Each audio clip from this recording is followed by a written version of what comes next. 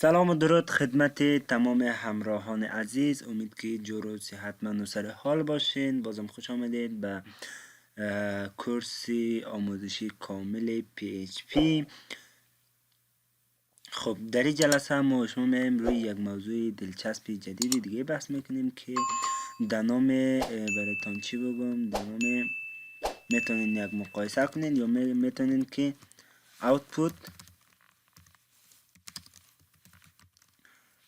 استیتمنت ها بگن، یعنی output استیتمنت هایی که شما میتونین توسط اجزای PHP خود output بگیرین. که در اینجا ما دو دانه داریم، میگیم echo verse یا در مقابل print. خب شما دو دانه output element دارین در PHP، یکیش echo هست و دیگریش print هست. خب فرق بین از این هر دو چی است؟ کم و بیش یا زیاد فرقی ندارد، تقریبا مساوی است. اما تنها فرق اساسیش این یک کیورد هست. اما این یک تا چی هست؟ این یک تا کیورد هست، یعنی یک ریزرو ورد هست، کیورد هست از نگاه PHP و این از نگاه PHP یک تا فانکشن هست که فقط تنها فرق بین از این هر دو استیتمنت ما و شما همین دو چیز است و دیگر تغییراتی نداره. گفتم کم و بیش تغییراتی زیادی بین همدیگر نداره. خب تغییرات از این هر دو چی هست؟ وقتی شما ایکو میگن این هم یک اوتپوت الیمنت است، وقتی پرینت میگن این هم یک اوتپوت الیمنت است. دیتا هایی را که شما توسط ایکو میاین اوتپوت میتین، شما میتونید او را همچنان توسط پرینت بیاین او دیتا ها را همچنان اوتپوت بیتین،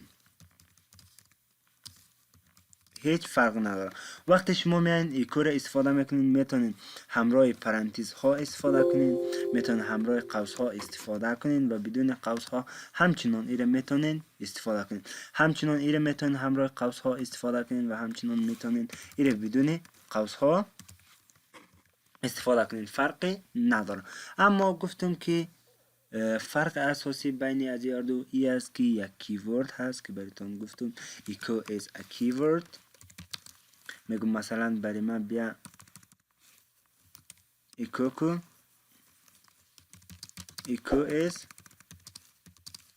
a keyword و اینجا میگم که برای من بیا print کو،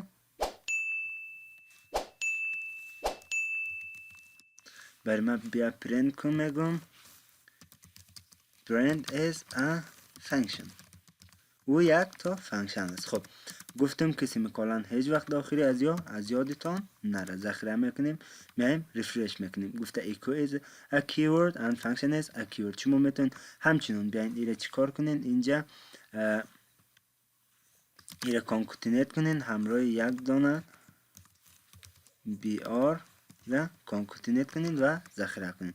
میتونین ریفرش کنین و همچنان گفتیم که PHP HTML embedded هست، یعنی میتونن در عین حال HTML در داخل ازی اینکلود شوه و از تک های HTML همچنان در اینجا استفاده کنیم. خب ما گفتیم که ایکو را هم میتونین همراه قوس ها استفاده کنین، هم میتونین بدون قوس ها استفاده کنین، مشکلی نداره. میتونین همراه قوس اگر استفاده کنین هم مشکلی نداره. اگر بیاین ایره قوس هایش گفتم از بین ببرین، همچنان میتونین ایره قوس هایش از بین ببرین و هیچ مشکلی براتون میبینین که اینجا وارد نمیکنه و مشکلی پیش نمیاد. میبینید که هر دوش یک چیز و به خاطر معلومات بیشتر میتونید اینجا برین که گفته که یکیش پرینت ریتن تایپ داره، گفتم فانکشن است، یک بر شما میتونه بازگشته، اما این ریتن تایپ نداره، یعنی یک کیورد هست و هر کدامش میتونه مثلا واریبل همچنان بر شما اینجا بگیره ایکو کنم. مثلا من یک قدر کامل پاک میکنم، میگم ذخیره کو، بیا اینجا میگم ریفرش کو.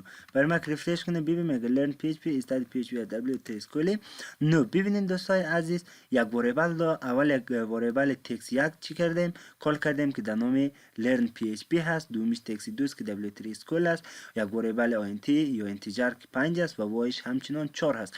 گفتم ایکو کو که گفتم PHP embedded هست، PHP HTML embedded است، میتونه در عین حال HTML هم در خود اینکلود کنه. اگر ما بیایم امیره بدون کدام گپ اینجا همچنان پرینت تایپ کنم و اینجا همچنان پرینت تایپ کنم و همچنان بیایم اینجا پرینت تایپ کنیم. ذخیره میکنیم، میایم اینجا ریفرش میکنیم، میبینید که هیچ گونه تغییرات اینجا وارد نشد. یعنی گفتیم از یک نقطه نظرهای کم و بیش اینها با هم چی هست؟ مساویان است که اینجا گفته این دستور.